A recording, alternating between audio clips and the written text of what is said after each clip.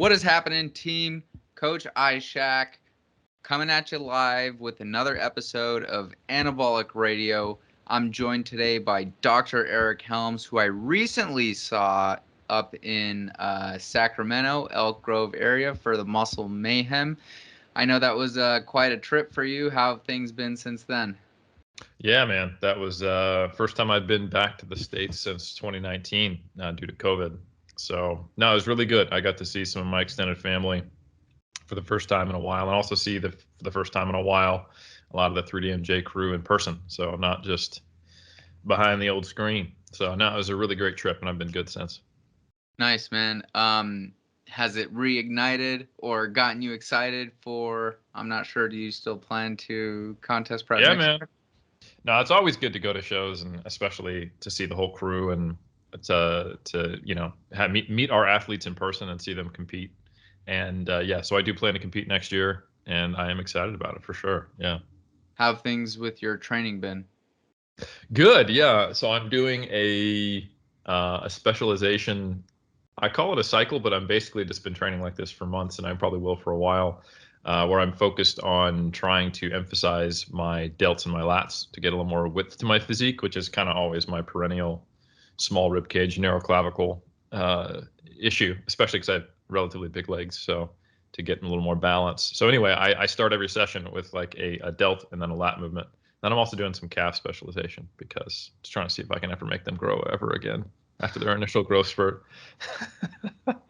Principal specificity applies. That's really awesome to hear how like you've adapted your training in that way. There's definitely some modifications I want to make to my training after this season as well. And for the basis of this episode, team, we will be chatting about physiology of fat loss. So Eric, why don't you go ahead and take the floor and go ahead and give the audience some background as to what it means to burn fat or the process of fat loss from lipolysis all the way to oxidation.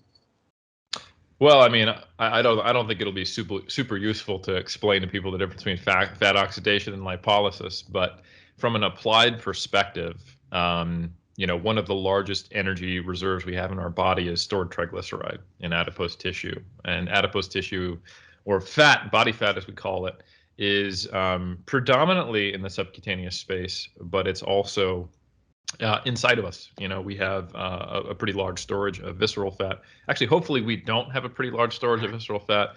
Everyone has some, but having a high amount of central adiposity and visceral fat is typically associated with disease states and higher risks of disease states. So we don't want a lot of that, but unfortunately a lot of people do, and that has only gotten worse over time. And I think instead of us always kind of looking at body fat as always a negative thing and something we want to get rid of, which is very easy to do in our current health-focused world, and also in bodybuilding, where to look good on stage, you have to have the least amount of fat possible. Is just to remember that fat is an organ. Adipose tissue is an organ, I should say. It secretes and hormones. It sends signals to other parts of the body, and it has a very important physiological roles. If we didn't have adipose tissue as a place to store excess energy, we would all get diabetes pretty quickly. So yeah, it's important, and having an extreme excess amount of it is potentially problematic. But its mechanics, as far as fat loss, are pretty straightforward. Once we tap into energy reserves, which occurs anytime you're in a calorie deficit, when you don't have enough energy to supply the needs of your body, you always make up that balance. It's not like you can run negative. You don't have overdraft protection. The closest thing to overdraft protection is the fact that you will liberate energy stores from what's stored endogenously.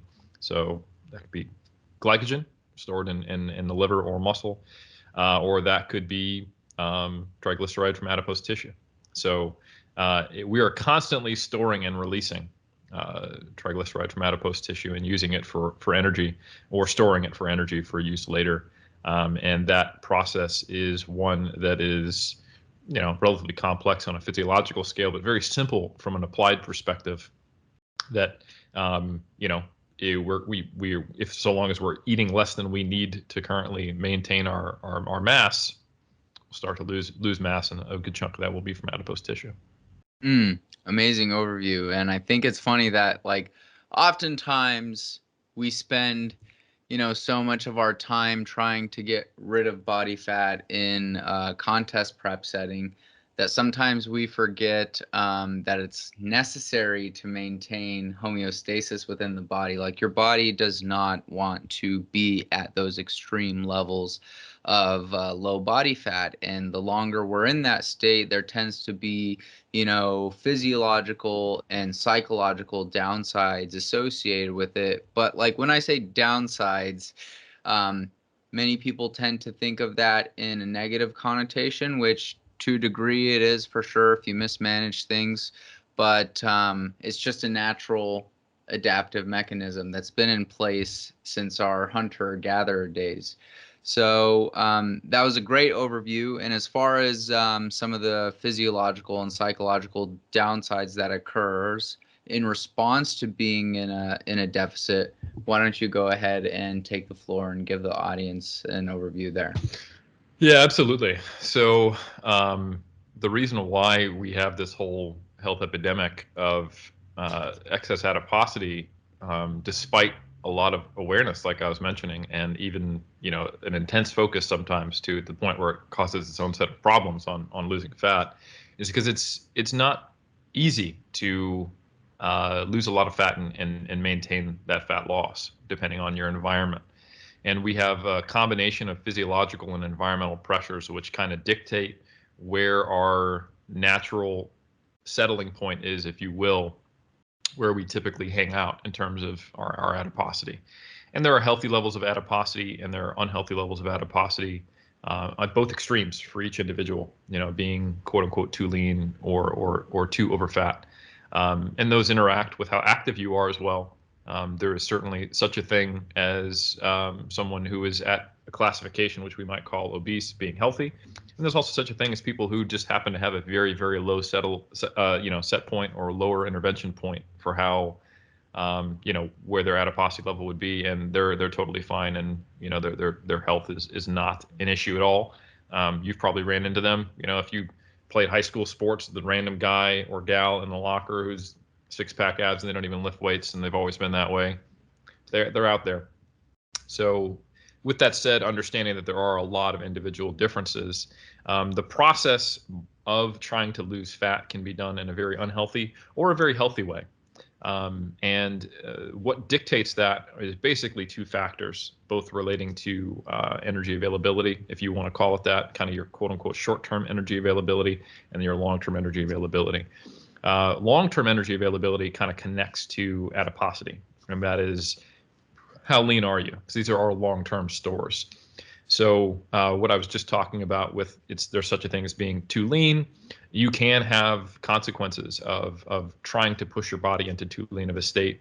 And then you can also have consequences of generating too large of a calorie deficit based upon your current activity levels. And there's two not very connected but distinct and related lines of research on both of those. So we have a lot of research on what's called energy availability, which is and relative energy deficiency in sport. And then we also have a lot of research on what's called body fat set points and settling points and other models. There's some really good papers out there for those who are interested.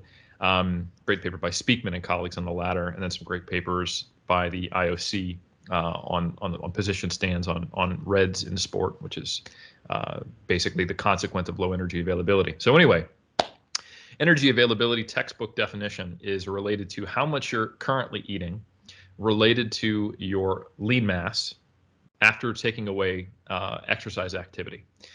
So you can tell that this interacts with just the presence of a calorie deficit or maintenance. So if you're someone who is introducing a large calorie deficit, obviously you're not going to be eating as much. And if you're also doing a lot of exercise, that can be taking away from your available energy for just physiological function.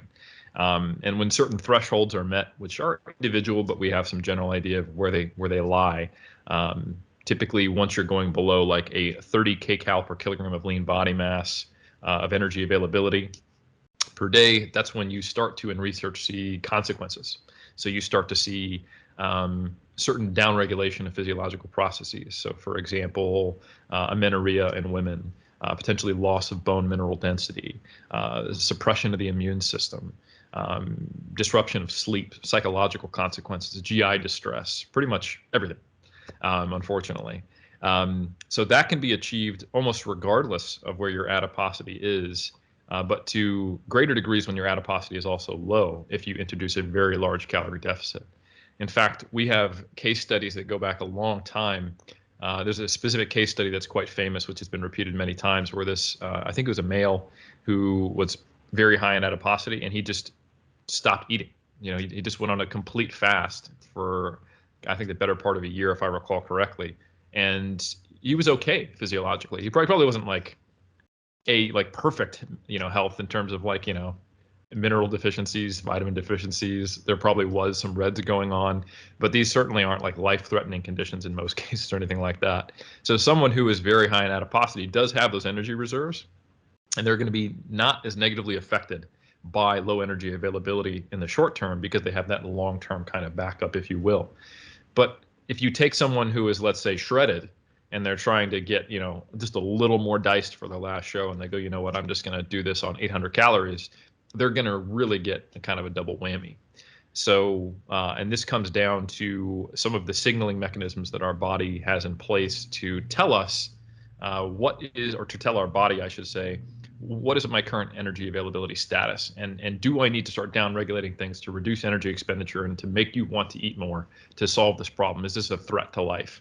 So adipose tissue secretes leptin, which is one of those central signals which has a lot of cascades after it that interact with the hypothalamus, which can result in suppression of the HPA and HPG axes, which cause all those symptoms I mentioned earlier that related to REDs.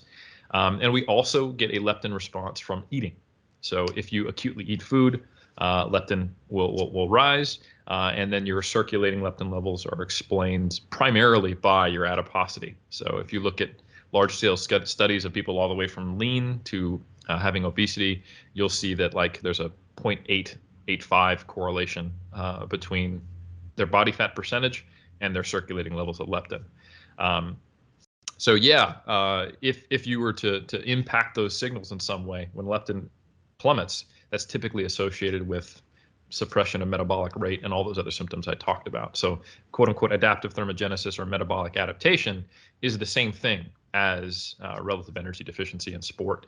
One is more so describing metabolic adaptation, the downregulation of energy expenditure, and then REDS, or low energy availability, which is causing this, is describing how that downregulation of energy expenditure impacts all of your physiological systems, because that's doing something. That means that how am I burning less calories? Well, there's less activity in your immune system. There's less activity here and there. Your thyroid is putting out less. You're not releasing, LH, luteinizing hormone pulsatility changes, et cetera, et cetera.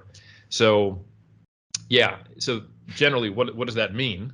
It means that you probably want to consider how lean are you trying to get for non-competitors. I know it's anabolic radio, so you're going to get as lean as you need to get if you're a competitor. But for non-competitors who are doing like a cut, if it's something you want to sustain, like if you want to walk around a little leaner and get kind of quote unquote beach lean, you need to ensure that beach lean is not below the point where your individual lower intervention point is.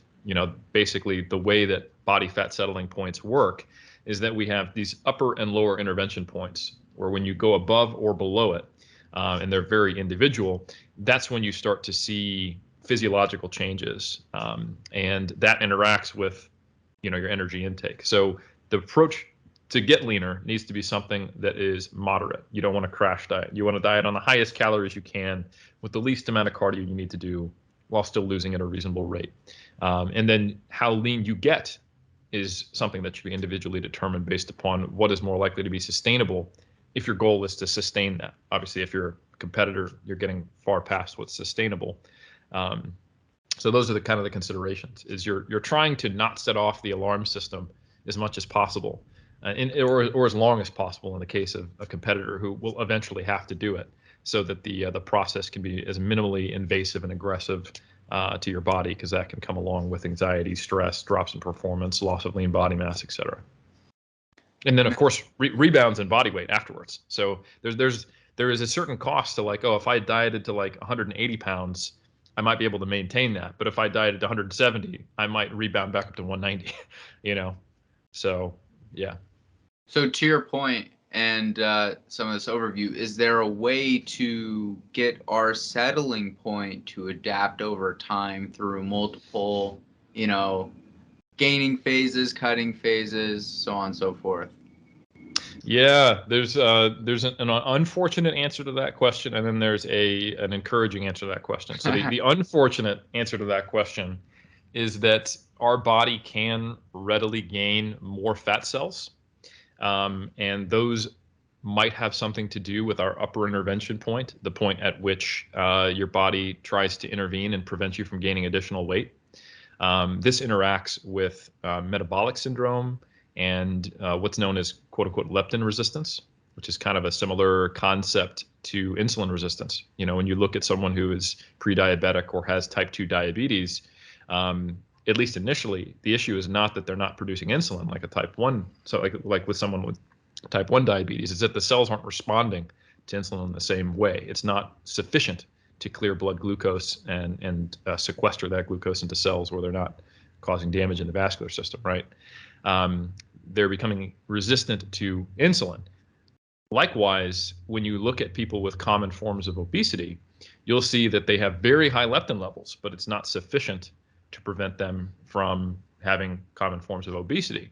So the postulation is that they have leptin resistance. So leptin is a far more powerful hormone for defending that lower intervention point in humans than it is that upper intervention point. And it does seem that with sustained weight gain and people who have lived with obesity for a long period of time, that it becomes increasingly challenging for them to drop lower. And it may be that their intervention point has moved up. You can see people with, who have moved from, let's say, obesity to being with overweight, who have lost 10% of their body weight, who still show signs of adaptive thermogenesis afterwards, even a year after they've maintained that lost weight, which is unfortunate. And it means that perhaps the environmental effects on one's body and perhaps physiological predisposition, if they're born in a family with obesity, those seem to be related to things, certain genetic predispositions. Those things can all shift the scale, no pun intended, so that it is more challenging for them to sustain weight loss, even at levels of adiposity that we would consider, pretty high, which sucks. On the other side of it, though, the dual intervention model, the basic foundational precepts of it is that between your upper and lower intervention point is a relatively unregulated zone, meaning that the primary, not that it's completely unregulated, like there's no physiological changes going on if you lose or gain weight in that zone. But the primary things that are going to impact your ability of whether you're floating closer to your upper intervention point or your lower intervention point is the environment. So this encapsulates basically everything. When I say environment, I don't just mean, do you live in a food desert, or is your family of a lower SES or not, or anything like that. What I mean by environment is everything from, are you going to actively diet? Or, are you more active or less active? How often are you sleeping? All those things. Like everything we would consider in fitness as modifiable variables is part of the environment. And when you look at people who have environments that are very different from the typical Western, more quote unquote obesogenic environment, you notice that they will typically be closer to their lower intervention point. There's a pretty cool study of an Amish society that looked at about 100 individuals from an Amish community that are mostly, among the men, mostly farmers. And while this is bioimpedance data, they were hanging out around like 9.4% body fat, despite probably eating close to 4,000 calories a day. And because they took 18,000 steps a day because they were growing their own food, And it's not as though the Amish are eating like super, super clean, They certainly have less food processing, but they're definitely eating bread and lots of, butter and dairy and meats, high fat foods, but also high calorie, high carb foods. And you'll see that they're hanging out at a relatively low body fat on average. There's still standard deviations on that, of course. But and that's not that different than, say, I'm someone who lives the quote unquote fitness lifestyle. I make sure I get my 10,000 steps a day. I make sure that I don't have a lot of screen time, but before bed I get my 8 hours of sleep. I work out 3 days a week with weights, and 3 days a week I do some cardio, and I also do X, Y, and Z. So all of these behavioral modifications that we're probably relatively familiar with in the fitness slash bodybuilding community all go into that environmental kind of category. And to reflect and give a personal anecdote, every time I've started a contest prep from '07 to '09 to 2011 to 2019, I've started prep a little lighter. And if you talk to, like, especially folks on the enhanced side of the sport, like, it looks like I'm doing something wrong, because they have a very strong relationship between their off-season peak weight and then their stage weight. You get that of 20 pounds, you're going to be 20 pounds heavier on stage, or 15 pounds heavier on stage, or something like that. If And that's only because that was the case. yeah, exactly. They've got a little extra support for muscle gain. But for me, I found that I'm getting a little closer to hanging around, especially timing it, so that I'm not actually in a gaining phase and peaking at the top of my gaining before I start a prep, because then I'm just put on body fat I have to lose. But if you time it right, and your quote unquote living the lifestyle habits have improved over the course of your bodybuilding career, in my experience, I found myself just kind of having a better body composition in each off season over time. So I think I started my first prep around like 215, and then my second prep I was around like 210, and then 2011 I was at 200, and then I was like 190, like 198 when I started my prep in 2019. But each time I looked leaner, and not just because I was a little lighter in body weight, because I probably had a little more muscle. So it's that's just an example of, yes, the modern environment can push your intervention points up and make it harder to lose weight, once you've been there. And we see that as a consequence, observable in the obesity epidemic. But also, if you are in a position to where you can exert some agency over your environment and change a lot of those aspects of the obesogenic environment, which drive us towards, the higher intervention point, then you can hang out closer to your lower intervention point. So there's certainly a lot to do. Do I think you can actually change where your intervention points are though? Probably not to any meaningful degree on the way down. I just don't think that. I think humans are a lot more robust against defending lower intervention points versus upper intervention points. Interesting research, like, we often talk about how animal research doesn't always apply to humans, and this is another example of why. Is that when we look at rodent models and we look at overfeeding versus underfeeding studies, rodents are probably just as good at defending against weight loss as they are weight gain. As soon as you take away that ad libitum stimulus, or whatever we've done, or like force feeding them chow, or doing things to make them eat a lot of food and make them gain weight, as soon as that stimulus goes away, they tend to revert back to baseline, which we don't always see in humans, right? Someone gained 30 pounds after, let's say, high school, and then they spend the rest of their life trying to lose that 30 pounds. Like, we see that in modern society. But yeah, rodents get right back to it. And some of the hypothetical reasons, the theoretical reasons as to why that is that you just have to think about what are the selection pressures for the species that we're investigating, right? So humans were never really prey animals to the same way that rodents were. And it was very quickly that we got pointy sticks and fire, So the biggest threats to humans over time has been famine and disease, like when we think about the bubonic plague or ice ages or things like that, things that have really, dropped the human population quite severely. And that makes sense, therefore, that we're good at surviving in periods of food scarcity. However, if you are a mouse and there are, things trying to eat you, being tastier, more full of energy, and bigger and slower is a significant threat. So in animals where where they are prey and there is a predation threat, then they tend to be better at defending that weight gain. So it makes sense that we haven't developed those systems quite as well as some of these other animals. which is unfortunate for the obesity epidemic, but it kind of makes sense when you think about it. If we were prey, there'd be a lot of delicious humans everywhere. That's right. But yeah, man, there's so many layers to what you said. So I think it was super interesting how you spoke about the leptin resistance. And for those of you who are unfamiliar, leptin and ghrelin are two major hormones that regulate your hunger and your satiety. And that could even, speak to further why, some people may not feel satiated after they consume something. So it just leads them to eat like their stomach is a black hole. And I think it is maybe some on the more anecdotal side, but yeah, I definitely see that as I've grown and matured over the years.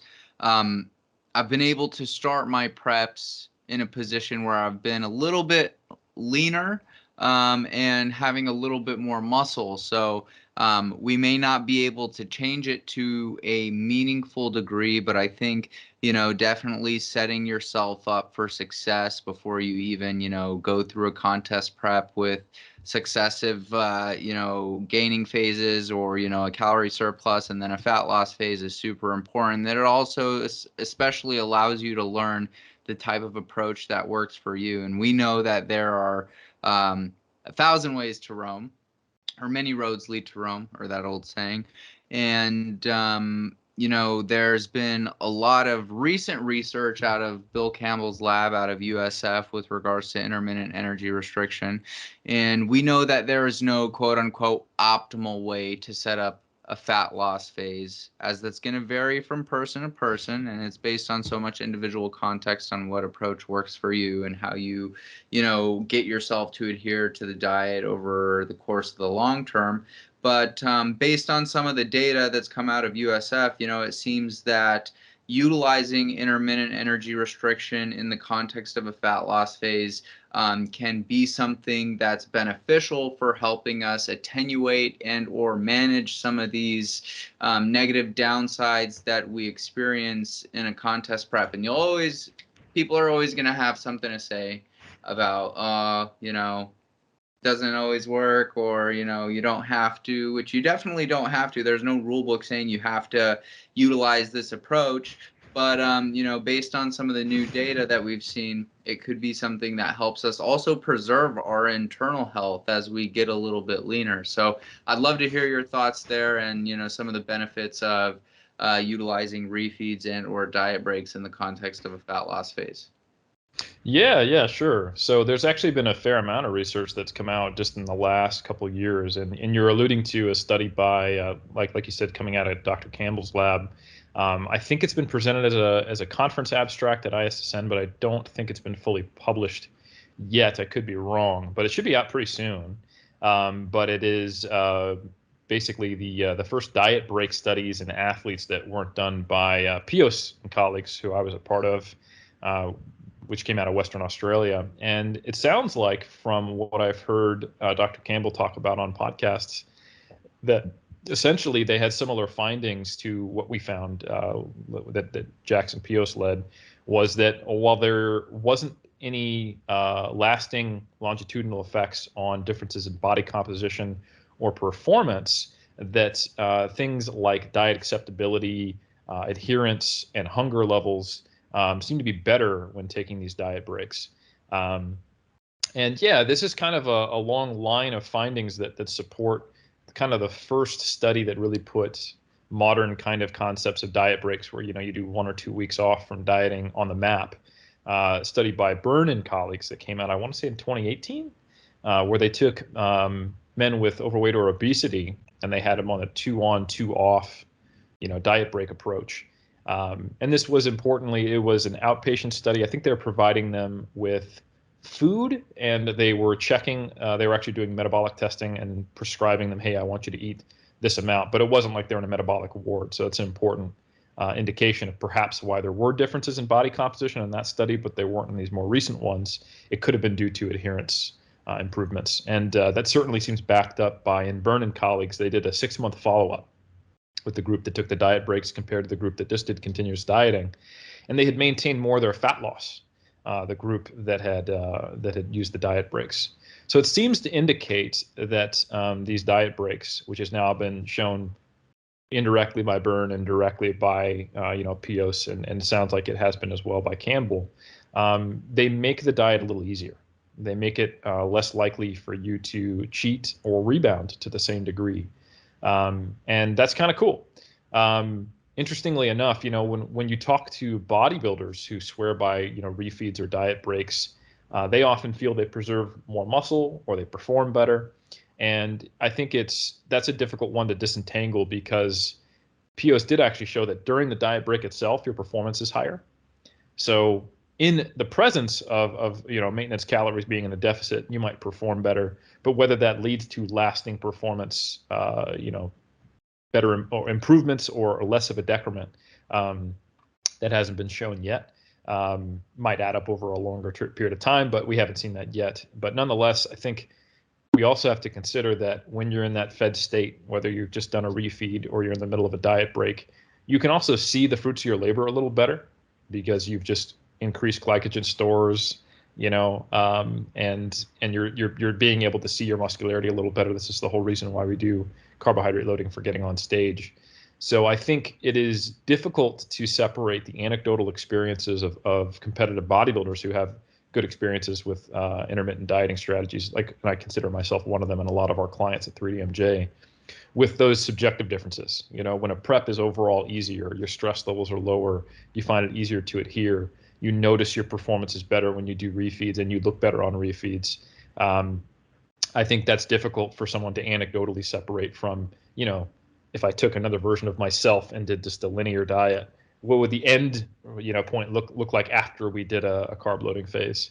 And the data we have right now can't fully inform that, if I was to be kind of strict with this, because we have looked at athletes now, or like physique interested individuals, like they often do in Bill Campbell's lab, but we haven't actually looked at bodybuilders or physique athletes who are getting like really friggin' lean, where we really expect to see that ramp up of adaptive thermogenesis. And I don't want to sound like the person who's always going to dismiss these lack of physiological findings because they weren't lean enough.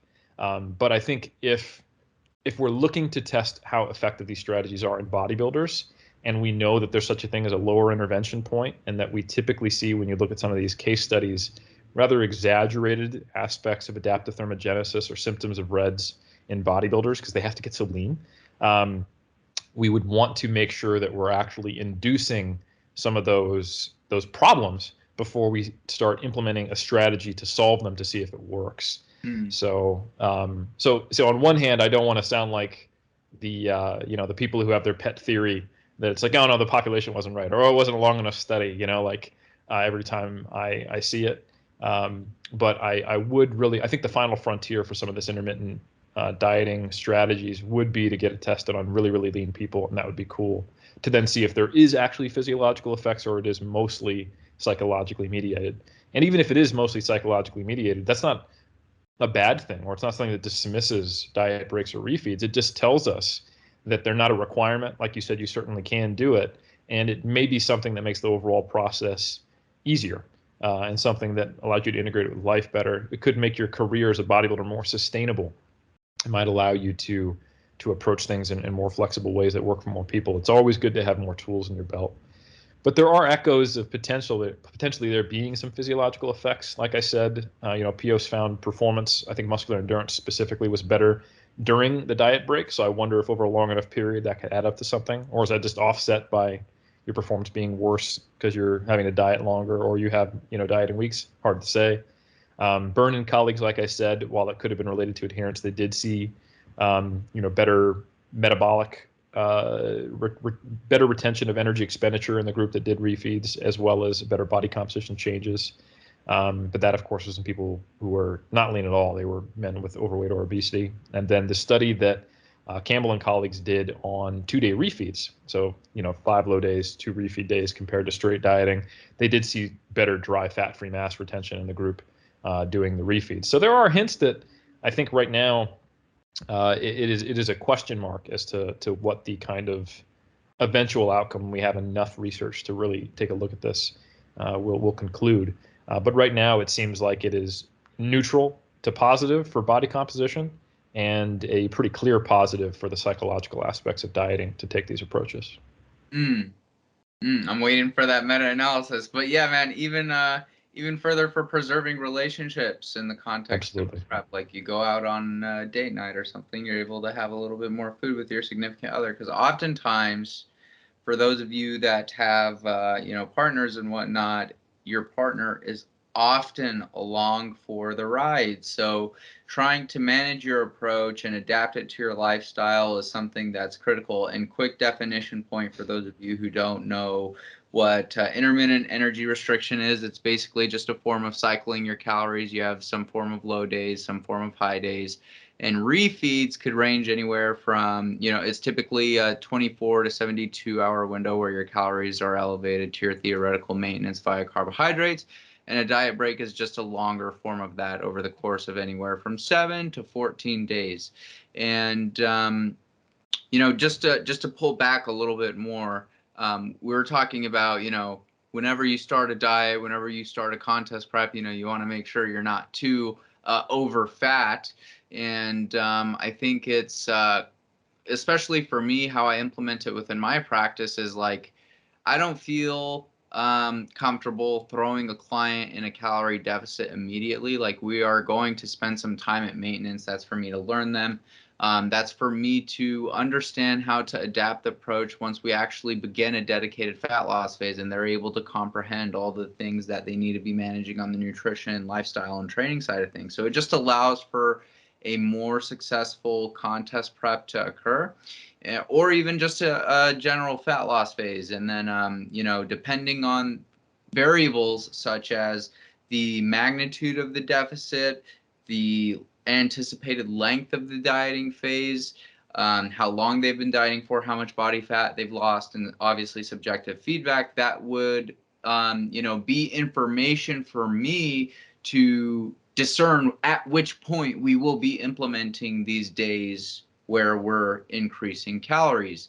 And, if it improves training performance, we could hopefully assume that it's going to, improve muscle preservation and even, like you said, the psychological side of things. So with regards to maximizing fat loss efforts, what considerations do you think people should be taking into account from an expenditure side of things, or even from a supplement side of things? And I think something that you said that was super interesting relating back to REDS and adaptive thermogenesis and metabolic adaptations is that oftentimes in a deficit, many people tend to think that more is better. So if I increase this deficit even more, or I have a larger deficit, or if I overdo it on the expenditure side of things, I could only have a faster rate of loss, right? It's only going to benefit positively, when the reality is you could be inducing too much stress on your system and it's not going to respond in a favorable fashion, because supply and demand is something that has to be taken into account. So I'd love to hear your thoughts there.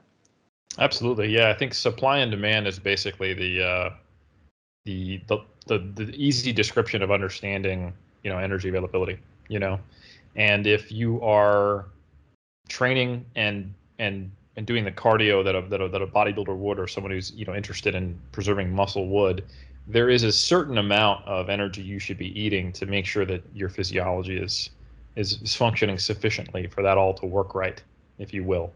And if you try to rush the process, you will lose more body fat. Don't get me wrong. I'm not claiming that energy balance or thermodynamics is broken and you go into quote unquote starvation mode.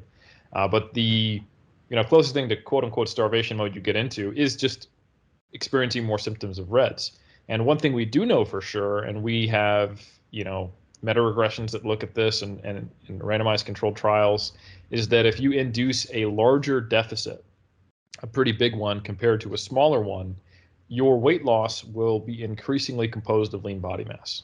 So the thing that will threaten your ability to maintain muscle the most is simply dieting too quickly with too large of a deficit and trying to lose a lot of tissue over a short period of time.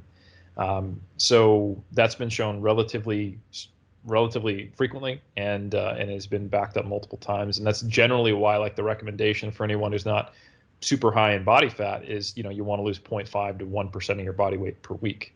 And yeah, so that's one of the most important things, is just setting an appropriately sized deficit, because it's difficult to regain that lost muscle tissue in the course of a diet, even with diet breaks or those things. Like you're going to have to wait until your season's over if you're losing actual muscle tissue, not just like getting flat and losing glycogen.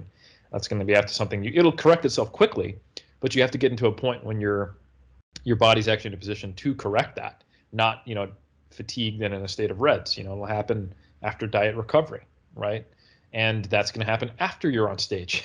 So the idea is to basically take strategies which preserves as much muscle as possible. So ensuring that you have a sufficiently high protein intake, ensuring that your calories aren't too low, ensuring that your training is something that you can still recover from but is still effective. So there may need to be reductions in the total volume of training you're doing. And on the activity side of things, we've become more and more aware of the nuances of the quote unquote interference effect, which is the idea that when you're training for both cardiovascular and muscular adaptations through aerobic training and resistance training, that there can be potential interference. With the most recent data we have, we've come to understand that this is not that much of an issue for hypertrophy, still not that much of an issue for strength, and is potentially a problem for people who are trying to induce power adaptations. But also, it requires a relatively high volume and intensity of cardiovascular training before that becomes an issue. So people worried about it, especially bodybuilders, they can safely probably be doing like daily low intensity cardio without much of an issue, or having like a relatively high step count. But you still can overdo it. I mean, when we talk about the interference effect, we often talk about it from a molecular and also a practical perspective. On the molecular side of things, yes, we've observed that there are mechanistic things going on at the molecular level, the cellular level for muscles, where if you're trying to get it to do things that are more oxidative in nature, and you're trying to get it to do things that are more force production, powerful in nature, that those can be in opposition. But those have also been shown in some of the keystone studies where they were doing their damnedest to show an interference effect. Like, hey, let's do hard-ass cardiovascular training, and then immediately afterwards, we're going to do resistance training. And when we look at all the data on the interference effect, doing it on different days, choosing the right form of cardio so that there's not high impact, or there's not a large eccentric component like cycling versus running, for example. If you have to do them on the same day, doing the resistance training first so you're not acutely fatigued, and doing the cardio afterwards. These are all things that seem to greatly reduce the potential issue. Just keeping the intensity relatively low. Sure, there's a theoretical idea between high intensity intervals being similar to resistance training, so that you maybe don't get the quote unquote interference effect. But at the same time, there are still high intensity intervals, and there's only a limited amount of recuperability you have and energy you can give to training. So if you're already kind of shooting your wad, if you will, on leg days, then when are you going to be able to work in these sprints? It's probably not a good idea. So generally, I think you only want to do the amount of cardio you need to, but that might be relatively high for some people, especially if they don't want to cut their calories too low, because it causes them issues with just having too low a food variety, or really difficult to enjoy their nutrition. I also think it's probably a good idea to have like a baseline level of activity. Some people will take it like, oh, I don't like to use cardio, and you look and they've got like a 3,000 step count per day, and they're basically sedentary. That can actually exacerbate hunger.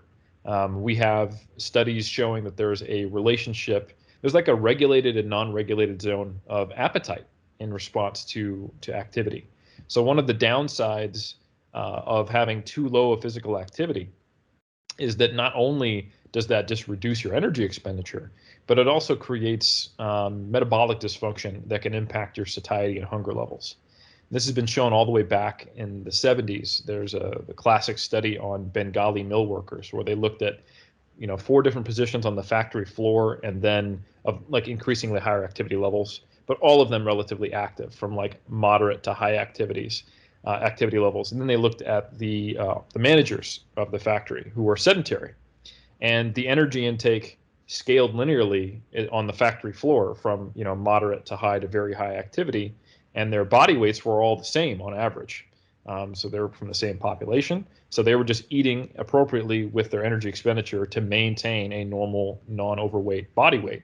However, the factory managers who were sedentary, they had a higher body weight than everyone else, I think by like 10 kilos or something like that, and they were sedentary. So their energy homeostasis, they were not as well regulated. They were naturally eating more than they needed. And it seems like this threshold, when we've done follow-up studies over the years since then, when we look at step counts, like right around the time when you get to about, say, somewhere between, say, 7 to 9,000 steps per day on average for most people, that's when you start to see that metabolic function is normal. You don't see any issue with, say, glucose or triglyceride challenges acutely after doing like an exercise protocol. They've done a bunch of these studies where they have people who are sedentary leading up to getting on a treadmill for an hour, and then seeing how they do with a glucose challenge. Like, here's 100 grams of glucose and here's 50 grams of fat or something like that. How well do you dispose of that? And when you've been sedentary for multiple weeks leading up into that exercise challenge, you don't dispose of it as well. So yeah, anyway, you tend to see that there's a certain threshold of activity where that's probably where at least you want to be on a day-to-day basis, to try to have a normal level of satiety regulation. Of course, going way too high, then we get the other issue. Like, if you try to do just a ton and a ton and a ton of activity, that can actually suppress other components of energy expenditure. This is the whole constrained energy expenditure model that people have probably heard through Poncer.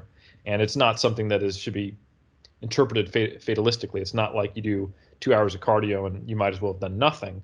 But there is diminishing returns as you do more and more and more cardio and more activity. So there's a sweet spot. And I think generally you probably want to try to get yourself up to around like 7,000 steps. And you probably don't want to go over like maybe 12 per day. I mean, you can go higher than that. People with like physically active jobs do that without thinking about it. And they get up to like 15, 18,000 steps. Like, for example, the farmers in that Amish community, they were walking around 18,000 steps on average. They didn't think about it. They were fine. So we're certainly capable of being very, very active. But I think in the modern world, people have jobs, and that is typically a much higher than their normal. That's a pretty big increase. So as a coach, what I like to do before I start a contest prep is I get to figure out where someone's baseline average steps are on a weekly basis. So their average steps are 5,000. I'm going to get them up to like 7, and I might, as an intervention, get them up to like 8 or 9, but I'm not going to go much higher than that. I don't want to like double their physical activity from the off season, because that might actually induce some type of recovery, demand. So I have to think about where they've been, what have they adapted to, and then how can I get them up to that threshold to where I think their satiety will be better regulated.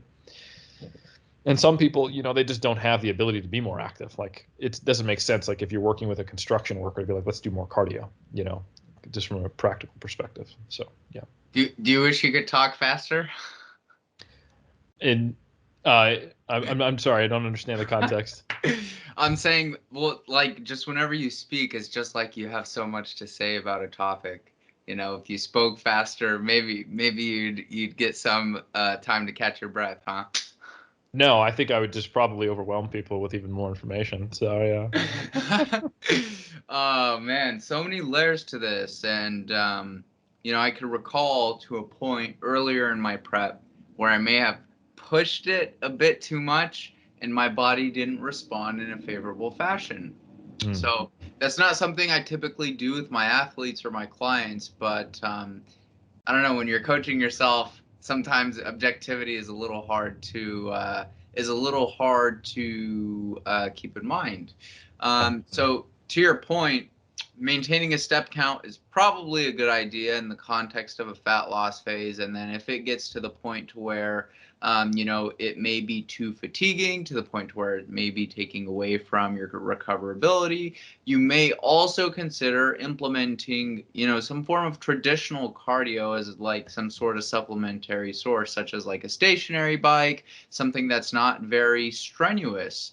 And as far as supplementary perspective or supplements goes, are there any that you generally tend to see be a bit beneficial in the context of a fat loss phase, such as maybe yohimbine bark or yohimbine HCl? Or No, I wouldn't say so. Yimbine was popularized a long time ago because of basically one study on soccer players, and has been discussed as a potential fat loss agent. But Yimbine is also used to induce stress and causes water retention, and I don't think there's actually very good data on yohimbine as far as a fat loss agent. And there's actually no compounds that I think are very useful from a fat burning or fat loss perspective that are out there. None that have the kind of data that we would like behind them. Like typically, one thing you have to watch for when you're trying to be kind of quote unquote evidence based is when there's an area where the research isn't great. Don't lower your standards for what is then considered great research. Like if you've had just a whole bunch of things striking out for decades, and you find one study where it's like, oh, that's that's a small sample size and a small effect, and it's a little weird, but hey, we got something finally. Like you wouldn't do that if in the context of like creatine, for example, right? So absolutely. I think that tends to happen when we're in the world of supplements is we'll have like, for example, you were talking about some people who criticize like refeeds or intermittent dieting approaches, like there was a letter to the editor because only dry fat free mass went down. And that was a critique of the Campbell study. And I'm like, that's good, right? So that's a very high critical analysis. But then if you look at like the fat burner literature, like you took that same level of critique, there'd be nothing that's even worth talking about, right? Even caffeine, one of the most well-researched, studies or sorry, compounds that could be used for a fat loss. It barely boosts energy expenditure and not consistently, and it also does not consistently reduce appetite. So like, yeah, there's very few supplements that aren't drugs that I think are worth considering in my opinion.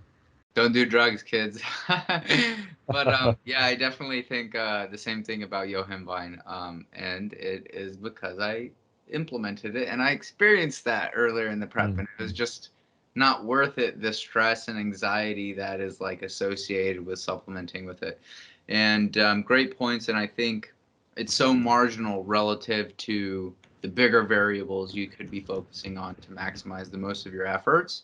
And if you guys are unfamiliar with Dr. Eric Helm's books, go buy them. So we're on the same page about the lingo. But basically, at the top of the nutrition pyramid, supplements are at the top, meaning they're least important. And oftentimes, many people tend to gravitate towards variables related to nutrition, variables related to training, but however, don't pay much attention to the lifestyle factors that could also be influencing either or, such as, managing your sleep and ensuring you're getting a sufficient amount of sleep quality, quantity that could have a huge impact on your leptin, ghrelin if you're not sleeping appropriately, and things such as stress management. So what are your thoughts there with regards to managing lifestyle factors in a fat loss phase? Yeah, I think it's probably one of the more underrated aspects is just simply trying to make the process as easy as possible. A lot of people quote unquote flip the switch for contest prep and they get into contest prep mode, and I think that's fine when you have this specific time restricted external goal that is not sustainable and is not meant to be sustainable. We then go into the off season and gain weight. But I think a lot of people who are not competitive bodybuilders who follow us or get coached by us or who look to our attitudes and think, hey, they're doing it right, when they try to apply that to long-term fat loss that is meant to be sustainable and lifestyle changes, it's not a great fit, because you kind of just want to sneak in these behaviors that reduce your passive consumption of food, increase your energy flux, and result in you kind of accidentally, finding yourself being leaner and not having to worry about it too much, and just focusing on more the behavior changes themselves rather than the change on the scale or the change in the mirror or the change on the tape measure. So, yeah, I think that's really important, and it's very dependent on the context. Going back to like intermittent dieting strategies, one of the most important things from a practical coaching perspective with them is making sure they're implemented in the right way. with people who refeeds turn into cheat days or binges, or diet breaks get uncontrolled and they're gaining weight, that should be somewhat of a red flag to realize that the person is like probably overly restricted. This is probably not a good time for them to be dieting, because they don't have like anything can threaten that restraint. And when you change the rules a little bit and kind of the house of cards falls apart, that probably means they have a relatively rigid mindset and they're kind of white knuckling it. So I think people do need to be aware that if your fat loss is something that you want to last, all the data suggests that being unable to restrain yourself, being more disinhibited, having more episodes of emotional eating, all those things are prospective predictors of weight regain, and even sometimes, body fat overshooting. So it's very important to diet only when you're in a healthy mental position to do so. And to make sure that the approach you take when you're in that healthy mental position to diet are going to support that, and that they are more sustainable than not, and that you're considering all these other factors which will make the process easier, like ensuring that life stress isn't too high, you're able to sleep, that you're not asking a crazy schedule of yourself with the cardio you're doing and the weight training and everything else that is going to add stress. So I think it's something that should be relatively well thought out in advance, and honestly, people should be kind of screening themselves as to whether or not now is a good time, or if their current mindset is appropriate for pursuing fat loss, for sure. Screen yourself before you wreck yourself. That's And right. that's Exactly. super important. Expectation management, your mindset. And I think due to social media and the fruits of everyone's labor being so readily available to be seen by everyone's eyes, everybody wants to be shredded in 6 weeks, when unfortunately, if you have 30 pounds to lose, that is not the most appropriate expectation to be having. So you need to take a step back and understand, if it is 30 pounds and you do stay within the intended rate of loss of 0.5 to 1% body weight per week, which is anywhere from 1 to 2 pounds a week, then it's going to take at least anywhere 16 plus weeks to help you achieve that goal. So these are all things you should be thinking in the background, or your coach should be thinking in the background, and that's just to allow the fat loss phase to occur as smooth as possible. Now, oftentimes, many people tend to plan only for fat loss and fail to plan for the period of recovery afterwards. And we see this especially amongst competitors when they're spending weeks and weeks and weeks and weeks on end to diet, and then they're hoarding all these mega cookies, mega brownies, and saving all these places they want to eat at, which there's not necessarily wrong with, but really having the right mindset coming out of a fat loss phase is especially important to make sure you're not rebounding, because at the end of a fat loss phase, we're technically primed for fat storage. So Eric, I'd love to give you the floor and hear your thoughts there. Yeah, and it's not a bad thing that we're primed for fat storage after a contest prep season has ended, because indeed a large part of the reason why we feel pretty shitty at the end of a contest prep phase is because our fat stores are so low. And this goes back to what I mentioned earlier, is there's such a thing as being too lean, and how our circulating leptin levels are largely predicted by our adiposity. So there is that lower intervention point that everyone has. And when you are below it, you're almost assuredly in a pretty poor position for making bodybuilding progress, in terms of what you want in the off season, gaining muscle. Um, Common experiences of contest prep is that sleep is disrupted. You can't recover as well from training sessions. Anxiety is higher, and you're just generally lethargic. That doesn't really describe someone who's like ready to put on slabs and slabs of lean tissue, and have a fantastic off season. And one of the barriers to that is not just how much you're eating, but is also what is your body composition, and getting yourself to the point where you have like normally circulating leptin levels, you have a quote unquote healthy level of adiposity, you're right around your lower intervention point. I generally think that should happen pretty quickly. So let's take a hypothetical, female competitor who just got on stage at 10% body fat, shredded, and it's probably around 18 to 20% where they're at like a healthy off season, and that's the point where below that they start to get an increasing amount of physiological changes, and their circulating leptin levels are too low, and they can't sustain a regular menstrual cycle and all the other effects of REDS.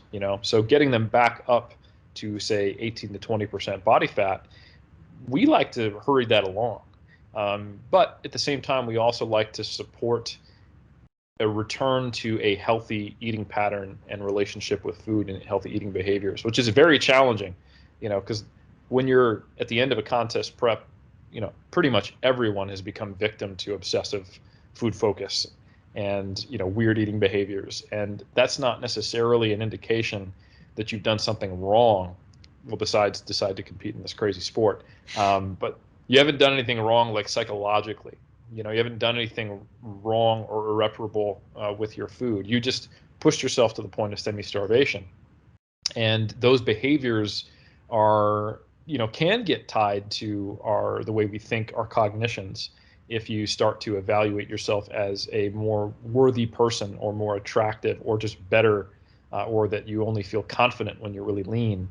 Or you don't feel like you have, group belonging unless you're really, really lean. Those things can happen from involvement in the sport, but if you can have a healthier perspective and have some separation between your self-worth and your competitive success, then the goal will be just to simply, all right, well, I need to put back on some body fat, and I need to increase my calories. I need to get into a surplus after the show is over, and I need to steadily, but without, inducing binge eating, which can cause some pretty significant psychological stress, get back up to where I need to be. So what we often do with our athletes, what we call the recovery diet, quote unquote, is getting into probably the largest surplus you'll have in the post-contest period, in your off season, if you will, right after the show. So we might be, depending on if we're talking about a 5-foot bikini competitor or a heavyweight male bodybuilder, anywhere from a 400 to a 1,000 calorie surplus. So that we're gaining, roughly a pound, maybe 2 pounds a week, until we get up to where we think that lower intervention point is. And then we start to taper things off, and we, go at a slower pace. So that often looks like, in 1 to 2 months post show, you are, 5 to 10% over stage weight as a dry weight, like not as like you just went out and crushed some meal at a restaurant and it went a little further than you expected. But yeah, I think of like actual tissue changes there.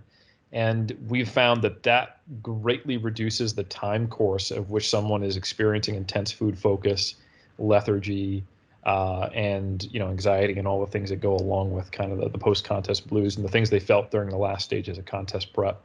And I think that's a better approach than doing like a slow tapered kind of increase in calories where you're trying to stay as lean as possible while getting your food as high as you can, because that basically just kind of extends the diet related fatigue and period of time that you're spending living with REDS.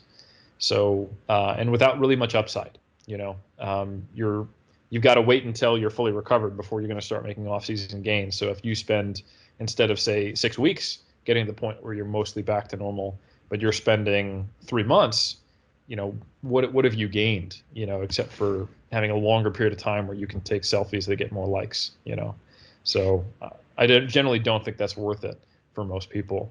And it also very frequently, unfortunately, in my anecdotal experience, that slow tapered response to slowly increasing calories, it prompts more binges.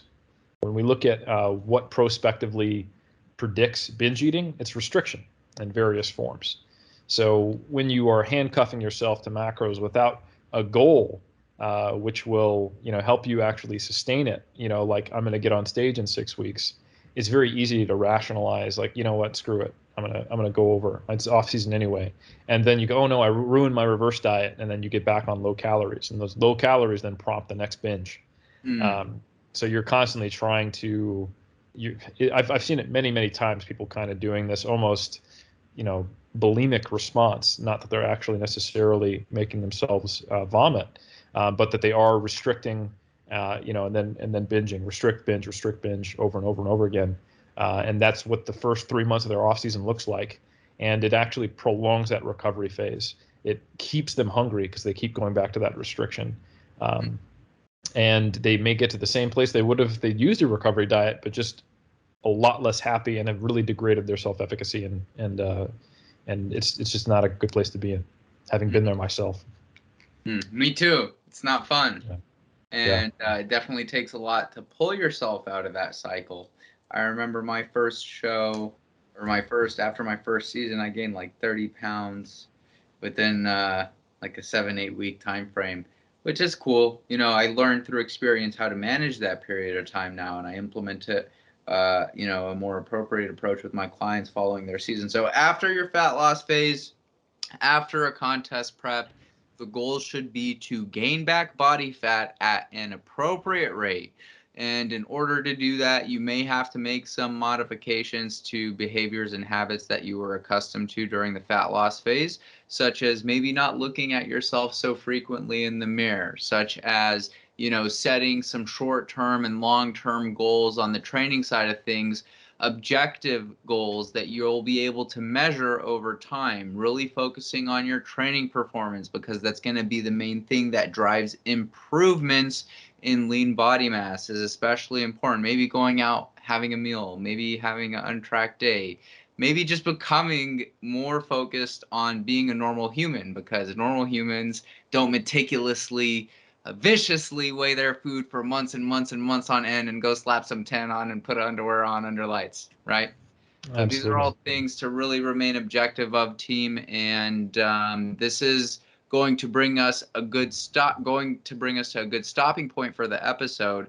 Eric, I want to thank you for coming on. It's always a pleasure to talk to you, and I always learn so much every time you come on. And for those of you who haven't had a chance to watch our previous episodes, we have an episode on optimizing variables within your training. So if you are in fact cruising into your off season, you want to make those improvements with regards to your exercise selection or whatever the case may be, that's a great episode to go check out. We also have another episode on stress and understanding the theory or application of autoregulation in your training and other lifestyle factors. And to close this off, Eric, is there any projects you have coming up? Anything you want to leave the audience with? Yeah, no, I just want to say thank you for having me on, and it's always a pleasure. Hopefully, I wasn't talking too fast for anyone to understand. And we've got some good stuff coming out in our next issue of Mass, talking about bodybuilding peaking. That'll be out on the 1st of September, and we also covered that in the recent Iron Culture episode. But yeah, that's all that's top of the mind for me, and just looking forward to, next year when I compete. It'll be good. Everybody go give Eric a follow. Thank you again for tuning in. If you enjoyed the episode, leave us with a screenshot, thumbs up, all that good stuff. We'll talk soon, team.